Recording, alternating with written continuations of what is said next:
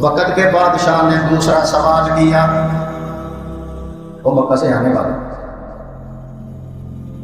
آپ نے میرا مذہب بھی قبول نہیں کیا، یعنی میں عیسائی ہوں، تو تم نے اپنے باپ دادے کا دین بھی چھوڑ دیا، نہ تم آبائی ہو نہ عیسائی ہو، یہ سوال ہے، نہ تم آبائی ہو نہ عیسائی ہو، آخر تم نے کون سا دین قبول کیا ہے؟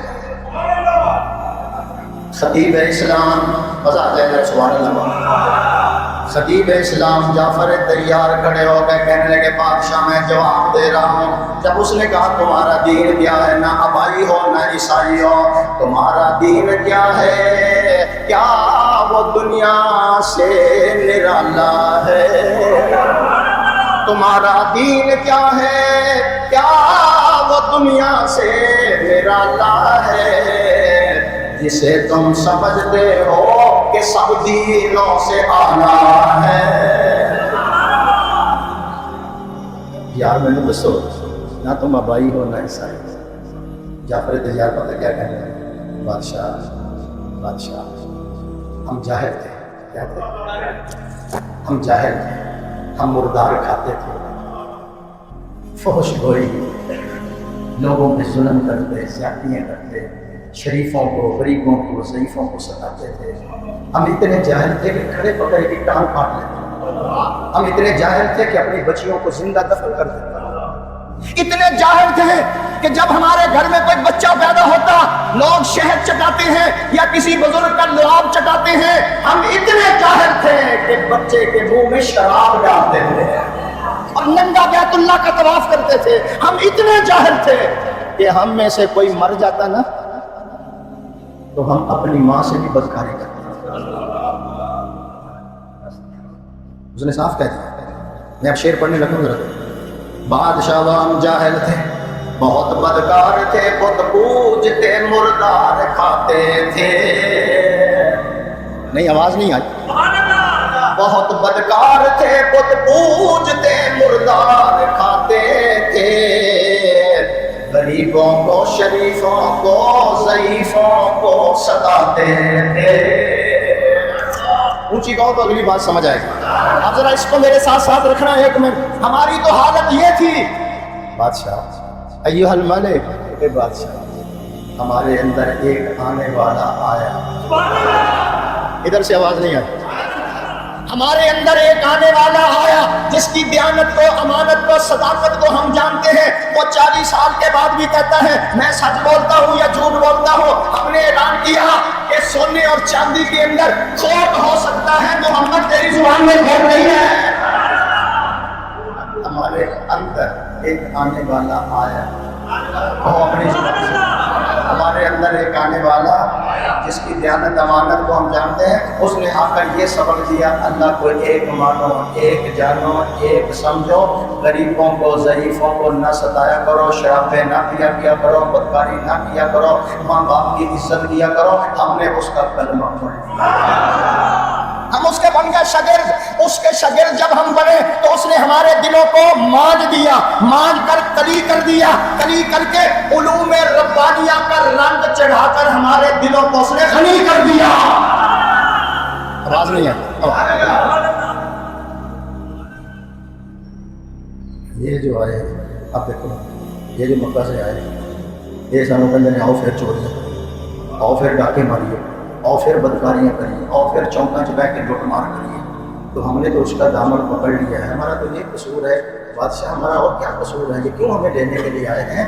توجہ رکھنا، ادھر ادھر بیٹھ جائیں، بھائی صاحب بیٹھ جائیں، بھائی صاحب بیٹھ جائیں، جلدی آیا کریں اگر آگے بیٹھ، توجہ میری طرف۔ کیا کہا؟ یہ پھر کہتے ہیں کہ ہو وہی کام کرے۔ تو ہم نے تو پکی توبہ کر لی ہے، ہم نے پکی توبہ کر کے کائنات کا جو سب سے بڑا پیر ہے اس کے ہاتھ پہ بیعت کر لی ہے۔ ہم نے پکی توبہ، مقبول صاحب، ہم نے پکی توبہ کر کے اس کے ہاتھ پر بیعت کی ہے جس کی آنکھوں نے خدا کو دیکھا ہے۔ چھوڑو میں یہ بات بھی نہیں کرتا، پھر بات رہ جائے گی۔ تو یہ کہتے ہیں آؤ پھر وہی کام کریں۔ جب بادشاہ نے سنا تو اس نے تیسرا سوال کیا۔ اس نے کہا تم کہتے ہو کہ ہمارے نبی پر کلام اترتا ہے، کوئی قصہ تمہیں آتا ہے تو مجھے بھی ذرا سنو۔ وزیر بیٹھے ہیں، وزیر بیٹھے ہیں، مشیر بیٹھے ہیں، مکہ میں آنے والے لینے والے بیٹھے ہیں. سوال تیسرا شروع ہو گیا، اور مجھے بھی وہ کلام سنا دو اگر تمہیں آتا ہے. حضور نے جاتے ہوئے کیا تحفہ دیا؟ ماشاء اللہ، روچی بولو ذرا. ایک دعا کا اس لیے میں کہتا ہوں کہ 1:45 آؤ. جو شروع میں آتا ہے نا اس کو پتہ چلتا ہے میں کیا تقریر کر رہا ہوں، ختم کہاں ہوتی ہے. جو 1:30 آ جائے، 2:45 آ جائے، اس کو کچھ نہیں میری تقریر کا پتہ چلتا. توجہ میری طرف. حضور نے 2 تحفے دیے تھے جانے والوں، ایک میری دعا کا تحفہ لے جاؤ، ایک سورہ مریم کا تحفہ لے جاؤ. مکہ سے جانے والوں، تمہیں وہ کلام آتا ہے جو تم کہتے ہو کہ ہمارے نبی کے کرتے ہو. حضرت جعفر کھڑے ہو. یہ جعفر کون ہے؟ جزاک اللہ. حضرت جعفر کھڑے ہو اور کہنے لگے ہاں ہاں مجھے آتا ہے وہ سبق جو ہمارے نبی پہ اترتا ہے. وہ کیا ہے؟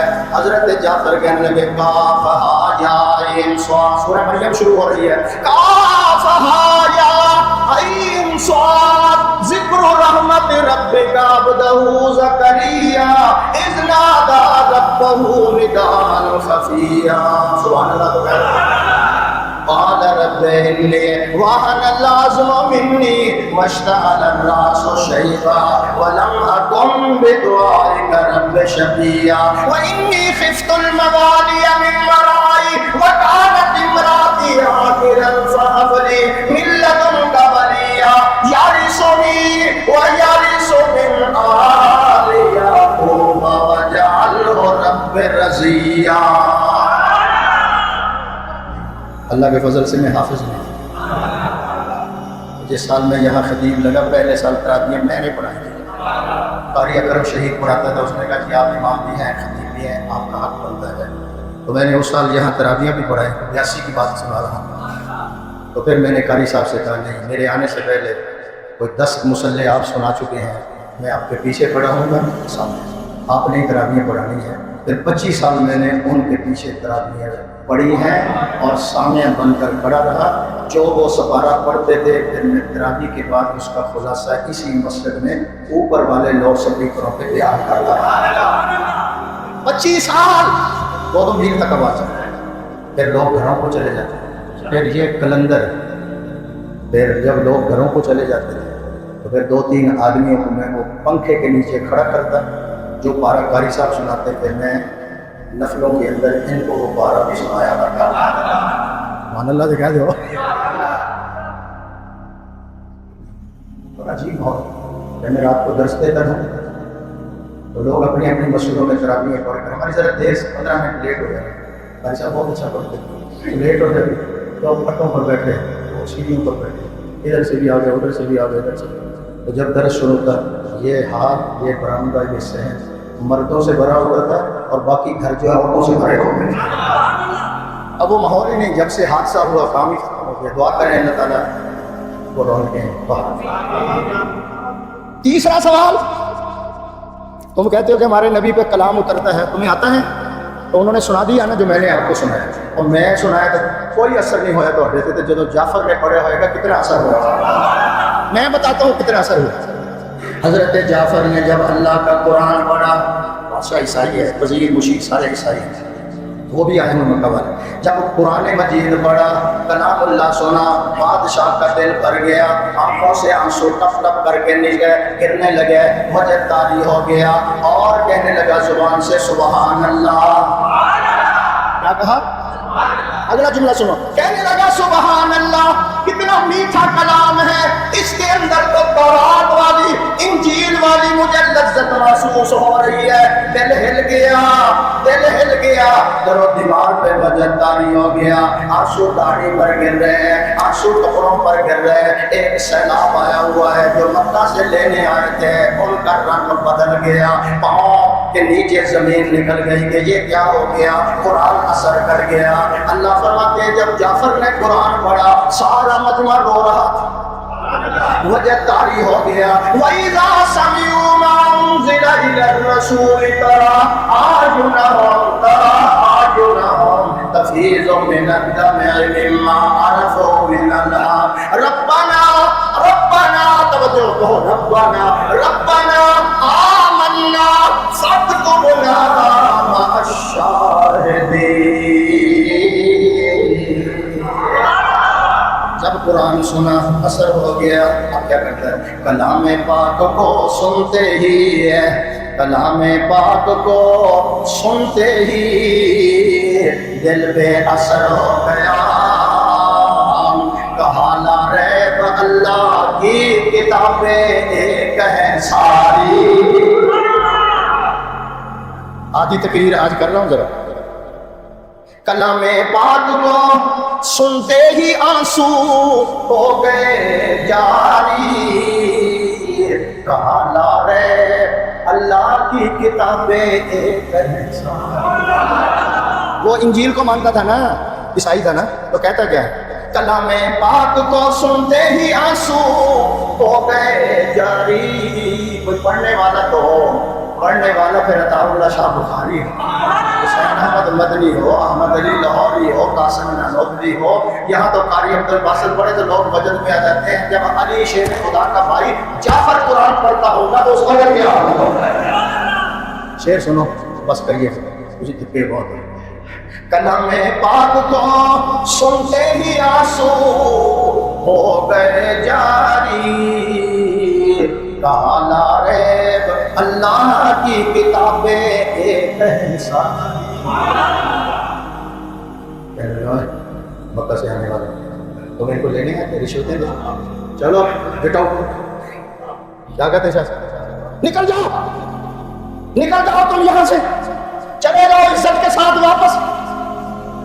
اور جو حضور کے حکم پر حبشہ میں آئے تھے ان کو کہنے لگا تم میرے ملک میں بغیر ویزے کے رہو گے، تم میرے ملک میں بغیر ویزے کے ساتھ رہو گے اور عزت کے ساتھ رہو گے. اور میں بادشاہ تیسرا اعلان کر رہا ہوں، آج کے بعد تم نے گیسٹ ہاؤس میں ٹھہرنا ہے. آواز نہیں جا. آج کے بعد گیسٹ ہاؤس میں تم نے ٹھہرنا ہے. اور اعلان میرا سن لو، آج کے بعد جتنی دیر بھی آپ حبشہ میں رہیں گے روٹی کپڑا مکان میرے ہی ذمہ ہوگا. حضور کے دو تحفے کام کر گئے. چلو ہم سنتا پڑھ لو باقی ایک کیسے.